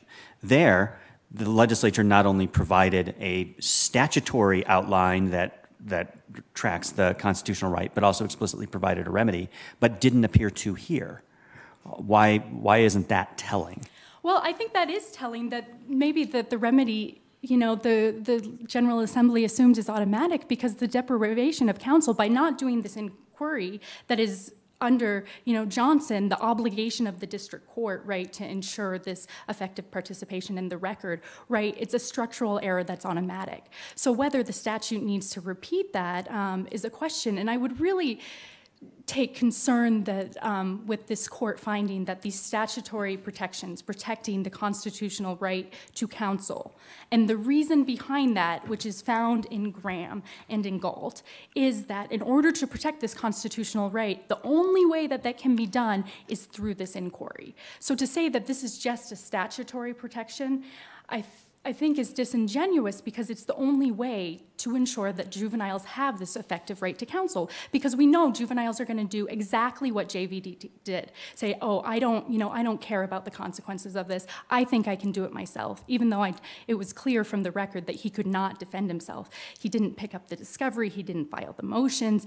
He had his mom unlawfully represent him, or I could say the other way, his mother unlawfully represented him. And after the trial, the judge even noted that his mother was coercing his behavior, specifically that she was enabling this improper protection and function that he had in court to defend himself. Counsel, so are you saying that even if there was no statute, the Constitution itself would require all the inquiries that are listed in the statute? You know what? And I would refer this court to JBD that has applied the Graham case to suppression, that these additional factors, including having a functioning parent present and making sure that the juvenile understands, the consequences of his actions and gets the same rights, is protected under our Constitution, and it's applied broader than just the Eighth Amendment protections in JBD. And so, really, these are effective tools, right? The factor list is an effective way to do that. At the end of the day, in order to ensure that juveniles, despite their diminished capacity, have an effective waiver of the right, there needs to be these additional assurances, and that's not just coming from our statute, but it's been applied larger. Now, obviously, we do not have a juvenile case on point from the Supreme Court establishing this, but these are fundamental principles that are established in Graham that are being applied more widely, that have been recognized by our statute, and even more so, they've been recognized in all the adult cases that some inquiry needs to be done. So are you saying a violation of this statute is automatically and always a constitutional error? Well, I would say in this case it is, just like in any case, would it not be? I mean, you seem to be saying because this is designed to protect constitutional rights, every bit of this statute is now enshrined in the Constitution, and any failure to follow it is a constitutional error. Well, and Your Honor, I think that's why in the opening brief I went with the totality of the circumstances. Right. And I get that. And under Aguelo, you have to really consider in this case, did it amount to a constitutional violation? But the purpose of the statute is to protect that constitutional right, and it's clear in this case that his constitutional right was not protected without the inquiry. Thank you. One of the challenges that a trial court always has when going through this waiver process is the competing interest between a constitutional right to represent yourself and a constitutional right to counsel. Right. So that the Arguello inquiry becomes this sort of fraught path. Does a juvenile have the same constitutional interest in self-representation as an adult? I would agree. So the whole issue of fundamental fairness in the process and the right to counsel comes under the 14th Amendment. But if you look at the Strickland opinion, and I know that's not counted in here, the whole right to effective representation comes through the same due process as in a juvenile case that is in an adult case. So does a juvenile have the same right to represent him or herself as an adult? That was really... Right, and you know, I don't think that question has been answered. There are definitely additional protections that have to be put in place in considerations before waiving it, and the burden to waive that right when you cannot effectively participate, I would argue, is much higher. I would ask, oh, Can yes, we Your Honor. remand, if we decide only that the statute was not complied with, can we remand the case just for the judge to make the findings now, based on the record as it stood at the time? And so the specific questions weren't asked at the time, specifically his education. He was not aware of a mandatory 1-year determinate sentence. And so how this impacted him at the time and what decisions he would have made if he would have been aware of these additional factors and you know his different maturity level now, I don't think there's enough on the record to make that finding when he wasn't formally advised of specific things he was supposed But to be we could advised remand of. it to the trial court to say, can you, if you can make these findings, do so. If you cannot, then the case would be reversed under your approach. Right, but JVD, he specifically was not told that you're going to be facing a mandatory 1-year commitment. So how can the court determine hypothetically how he would have reacted at that time? Why is the state wrong when they say this should be done through a 35C? Oh, I think that's a good question, and I would just point out that Judge Richmond always does that. I really wanted to get to this, so I'll appreciate it, and I hope I can do We'll it. give you some more time for rebuttal. Okay. I'll try to do this as fast as possible. I thought the Janice case was really telling, right? It says we're not going to create a per se rule about this, but right here we do have that per se rule. And I also want to just point to the dissent by Coates. Like, this would be a really senseless deprivation of the right, because we have factors here that the court's supposed to go through. We're supposed to have a record before us where we can make that decision. We have everything in this case that we need to make that record, and I would be really cautious of this court to deprive his right to an attorney where we have the record before us. And these juvenile cases, JVD's sentence has already expired. Obviously, this issue is still important to him, but it would be unfair to other juveniles that they cannot raise this claim on a direct appeal, because it would essentially deprive them of getting this claim heard before that. And we have enough factors here, much more elaborate than the Curtis, so that we are able to make that decision. And you also raised the fact that he's served his sentence. He's completed his sentence. So a reversal here is strictly a reversal, would be a reversal of the conviction and not a remand for another trial? What are we supposed to do with this? Well, I think his sentence is irrelevant. This issue is not moot, whereas the sentencing issue is now. I mean, to reverse his adjudication, I think the proper proceeding is to reverse for a new trial. Okay. Thank you very much, counsel. We'll give you 2 minutes for rebuttal. Thank you, Your Honors. And bailiff, please add 2 minutes to the appellee's argument. Good morning. May it please the court. My name is Gabriel Olivares, attorney registration number 45336, and I represent the people in this matter. The issue presented in this case is how a juvenile's waiver of his right to counsel must be reviewed where the trial court has failed to make a full advisement as required by the Children's Code. The question really is not whether there has been an adequate advisement. I think we can all agree there wasn't an adequate advisement. There was an advisement. and there was also advisements throughout the trial proceedings, but there was not an adequate advisement as required in 19CA0760. But the question is, as articulated in Arguello and cases that have followed Arguello, the question is whether the defendant's waiver of his right to counsel was knowing, intelligent, and voluntary. And in Arguello, the Supreme Court set up a procedure for review. The Supreme Court said that when a defendant challenges the validity of his waiver of right to counsel, on appeal, the prosecution must establish a prima facie case that the waiver was effective. And once the prosecution does that, the defendant may overcome the prima facie case by presenting evidence which could be reasonably inferred that the waiver was not knowing, intelligent, and voluntary. Now, this procedure for review was based out on cases such as Norman, which dealt with the waiver of a jury trial, and Curtis, which of course dealt with the waiver of a defendant's right to testify. And along with these cases, Curtis and Norman and Arguello, for a short time, the defendant was required to raise challenges to the validity of waivers of these fundamental constitutional rights on direct appeal. For a short time. I think it happened for decades, wasn't well, it? until Blem, really. Right, well, that was like 25 years later. Well, Blem was, I think Blem was 1997, and so it was probably like 13 years. Yeah. So maybe not for a short time. I'm sorry to derail you. Please continue. For a time.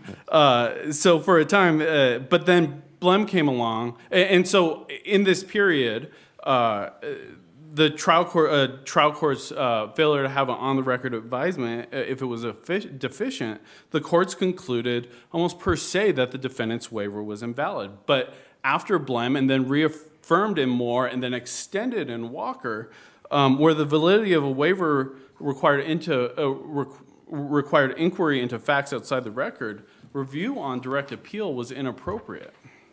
But, I mean, obviously, we're not the Supreme Court. Sure. Isn't that a decision? So it seems like a de facto enactment of a criminal rule of procedure that they did in Moore, that suddenly you cannot raise this issue on direct appeal anymore.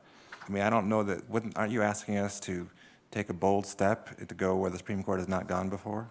I don't think this issue has been put before the Supreme Court. I'm definitely asking the court to extend the rule of Moore and Walker to waivers of right to counsel. And we can look to the rationale in Walker and why it extended the Blem and Moore rule to waivers of right to jury trial. And the Supreme Court explained that it was extending this rule to those situations because you have a fundamental constitutional right. And I don't think there's any argument here that right to counsel is a fundamental constitutional right, and you also have procedural safeguards to protect those fundamental constitutional rights. What would a Rule 35C get at? What findings would you expect the court to make?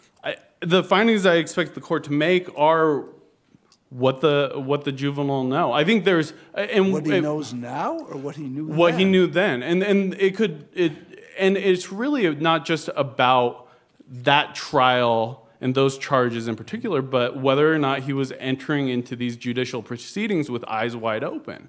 And remember, the juvenile had had 2 previous adjudications, and he had had felony charges or felony equivalent charges in the past, in 2015. So he had been represented by counsel in the past. So it could involve inquiry, I guess, into his previous experience with counsel. We also don't know if perhaps he had tried to retain counsel. I don't think there's any evidence in the record that he had. But there could be situations, and this could be a broad rule where in many situations it's not just a complete waiver of right to counsel, but dismissal of counsel as well. So it could involve any discussions he had with any attorneys. So one of the factors they'd have to decide is whether the juvenile was of a sufficient maturity level to make a knowing waiver. Certainly. Right? That's better. And so you can test today whether he was of a sufficient maturity level 2 years ago by somehow, I don't know, calling his teachers, examining his academic record, seeing what kind of things he did, he can make a finding that he was of a sufficient maturity. That's what you're suggesting, right? I would encourage the court to inquire, and the prosecution obviously would, at that point, bear the burden of establishing a Showing that prima he was. facie case. So, I mean, any evidence that would support a finding one way or the other should be considered by the So court. then, I go back to my question, why does it have to be a 35C? Why can't we just remand it to this trial court to do that? I think that's one option, but I think that option was also available to the Supreme Court in Moore and Walker and Blem, and instead of just remanding, the court said this isn't available on direct review. Okay. The other factor is, the next factor is, did he understand the sentencing option? We know from the record he was never told that he was facing a 1-year mandatory sentence or out of the home situation. We know that, it's just not in the record. So how could the judge possibly, either on 35C or even on remand, make a finding that he understood the sentencing option? He was aware, though, that he could be sentenced to DYC. Yes, right, but not the length of the sentence. And so I think that would be a factor. Or the mandatory nature of it. I mean, that's a big deal on a third adjudication. Isn't just that suddenly up to 2 years is on the table. 2 years is always kind of on the table for everything, but Sure. But suddenly it's now mandatory, in contrast to what happened his first 2 times where he didn't necessarily have that sentence imposed. This time it's at least 1 year out of home, absent some extraordinary findings. Certainly, and I mean, I want to clarify that the record doesn't establish that he knew that, but that's not also the same as he didn't know that. Now, I think there could be an assumption that he didn't know that he was a juvenile, but I don't. He happened to go to the library and look up Title 19. He did. He was strongly encouraged to go to the I library. don't think he did it. Well, strongly encouraged to do a lot of things he didn't do. He was, and I think that's, I mean, and that went to Judge Richmond's point earlier, that I don't think there's any question that from the record that his waiver was involuntary. I mean, even if you could argue that what his mother was doing was coercion, I think there's a difference between coercion and enabling. Enabling is encouraging his actions, right? I think we could all agree that probably we could have used someone discouraging his actions, but he was definitely knew what he was doing. I don't know if what he was doing was wise, but in Janus, the Supreme Court said intelligently does not mean wise. Counsel, could you remind me, please, of your position about whether Arguello was complied with here? Well, Arguello is a little abstract. It requires some sort of advisement on the record. It encourages using the Colorado Bench Book, and I think in footnote it actually lists what the Colorado Bench Book required at the time. But there was an advisement, and we can look at what the advisement was. Did the advisement comply with the Constitution is my question, not simply whether there was one. With the Constitution or with the Colorado Bench Book? Because With the Constitution. yeah, so the Constitution really just requires that I don't want to downplay it, that the record established that the juvenile knows what he is doing, or the defendant knows what he is doing, and his choice is made with eyes wide open. That he knows that a judicial proceeding is a complicated proceeding, and that you know, as Judge Richmond, you point out, and I think Johnson, that a pro se defense is usually a bad defense. And the trial court did advise the juvenile of the charges, the fact that he could be sentenced to Department of Youth Corrections, the fact that he had a right to counsel, and the juvenile knew that also because he had previously retained a public defender, the right to a public defender if eligible, his right to self-representation, and a juvenile does have a right to self-representation, his right to a bench trial, his right to confront witnesses, his right to testify, his right not to testify, his right to file a motion to suppress, his right to speedy trial, and his right to appeal. Wasn't he misadvised, though? If adjudicated, you could face DYC. Shouldn't you have been advised, if adjudicated, you will face DYC? Isn't that a misadvisement? I mean, if the sentence was mandatory and the trial court made it sound like it was permissive or discretionary, I think that would be a misadvisement. But I don't know if that would. I don't believe that would rise to the level of rendering his waiver not knowing intelligent involuntary. Why not? Because I think he still knew that the trial, he still knew what he was doing and what he was getting into. And even after the trial and even before sentencing, the juvenile had multiple opportunities to retain counsel. And at one point, he actually had a public defender present, and he still dismissed counsel. And so I think, you could look at a case from 1994, I believe, Smith, which Schupper was partially based on, where this court looked at defendant's decision to continue to self-represent after trial and after he realized the complexity of these proceedings. This isn't a complexity issue, though. This is an issue of knowing the sentence that he faces. It's a much different prospect to decide to represent yourself when this is just going to be another probationary sentence or the like, versus now it's real. Now I'm facing a mandatory out-of-home placement for at least 1 year. Maybe then the decision is different, and isn't he entitled to know that, and didn't the court potentially affirmatively misadvise him? I would say that the court did misadvise him, but even after trial, immediately after trial, the court was removing him from the home and remanding him to, I think, DHS, and the juvenile still waived his right to counsel. So I don't think it would have made a difference. Is that the test? Or, I mean, okay, I'll take your answer. Appreciate No, I mean, again, the test is whether the juvenile was going into this with eyes wide open. And I think the question also is, at what point are we going into advising the juvenile about his right to counsel, and I guess requiring that the juvenile have legal technical knowledge. And so this issue about whether or not, how to properly cross-examine a witness, or whether he knew he could pick up discovery, whether he should pick up discovery, I mean, those are all legal technical knowledge. So there might be an argument that whether or not the sentence was discretionary or mandatory bordered on legal technical knowledge. Certainly, he should have been correctly advised. He should have received the trial court should have strictly adhered to 19CA0760, but it didn't. Again, the question is whether or not the waiver was knowing, intelligent, and voluntary. What is your response to the question, or to the assertion of your opposing counsel that even if we found only a statutory violation, we must reverse and remand for new trial, otherwise we'd be rendering the statute a nullity in effect? Well, the statute doesn't have a remedy in there.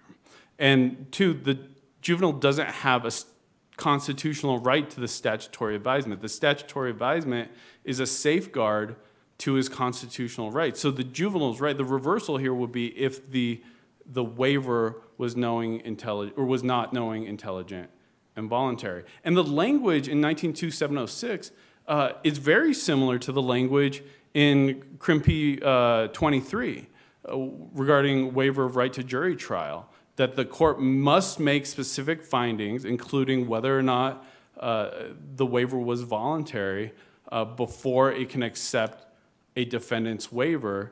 And the Supreme Court has not only said that a failure to adequately advise is not per se reversible, but it has gone further to say it's not reviewable on direct appeal. Thank you. So I guess just to conclude, first I would encourage the court to extend Walker and Moore to situations like this.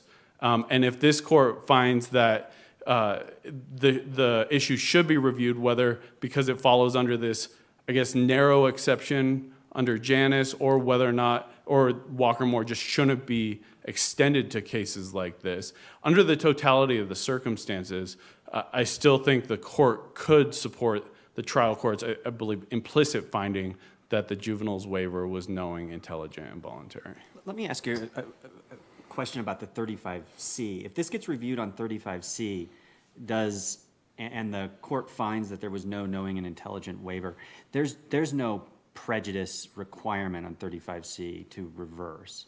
Does the same structural error construct apply in a 35C as it does on direct review? Yeah, I would agree that the standard review on 35C and post-conviction would be de novo, and if the court found that the waiver was not knowing, intelligent, and voluntary, then it would be per se reversible as structural error. But so no sort of Strickland prejudice prong sneaks in there because it's 35C. No, that's correct. Okay. And again, and it's not even really a Strickland analysis where the burden would initially be on the juvenile or the defendant.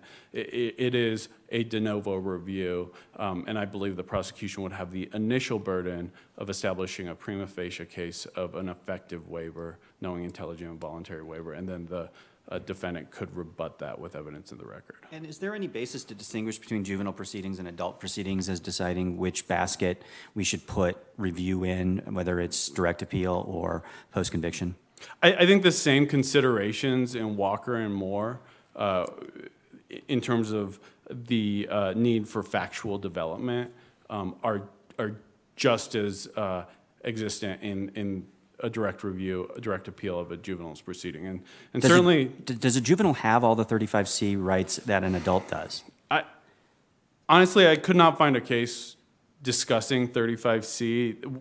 There are certainly cases where 35A and 35B have been motions under 35A and 35B have been filed and reviewed by courts.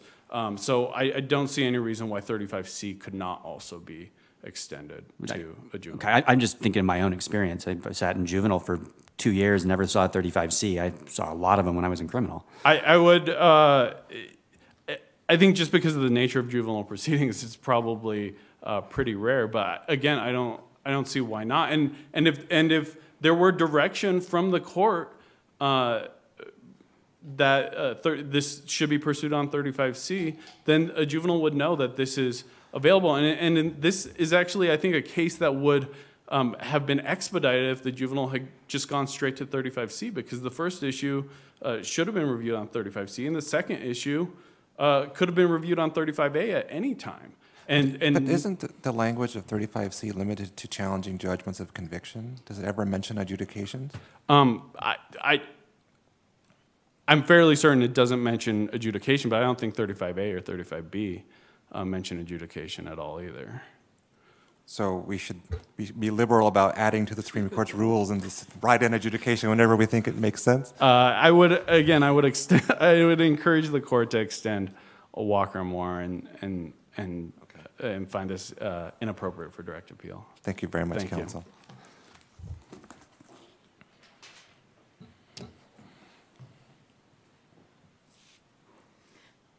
I want to begin, I would caution this court before it made any findings that 35C does not apply to juvenile delinquency.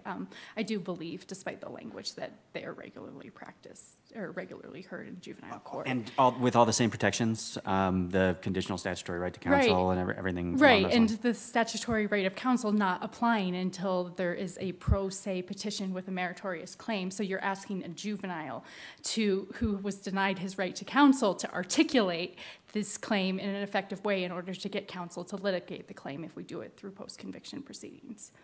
I would argue that reversal is automatic under the statute and that the denial of the statute is available on direct appeal, but I don't really think this court has to get that far. I would remind this court that a Supreme Court from the United States came out last year, Weaver, that is mentioned in the briefs, that says that this is a claim that can be reviewed on direct appeal. It is dicta, but the U.S. Supreme Court recognizes this as a claim for direct appeal. So does Arguello. And I think what this court should do is marry Arguello with the statutory protections under the Children's Code, that there has to be findings on the record. And when there is not this inquiry on the record that is required under the code in Arguello, then there is an incredibly high presumption that the juvenile was denied his right to counsel and he did not effectively waive his right. If this is something that can be reviewed on direct appeal, doesn't it risk becoming something that must be raised on direct appeal and potentially gets foreclosed? I mean, isn't there a potential real harm to this rule if you've got a claim that requires really the more development of a factual record? And I absolutely agree. There might be certain cases where the advisement in court and what's on the transcripts is not sufficient, but I am unaware of any rule or law that says that claim can't be later raised in a 35C if it is not raised in direct appeal and not available. As a post-conviction attorney, I often have to explain this could not be raised on direct appeal because we have this outside evidence that was not brought in. But I'm talking about the provision of 35C that says it's successive if it could have been raised on direct appeal and wasn't. Right, and so I go in a 35C when this hasn't been raised on direct appeal. We could not have raised this because there is information outside the record. So you ride a different horse than you're riding here. Right, well, but that's a different case. Right? In this case, we have everything we need.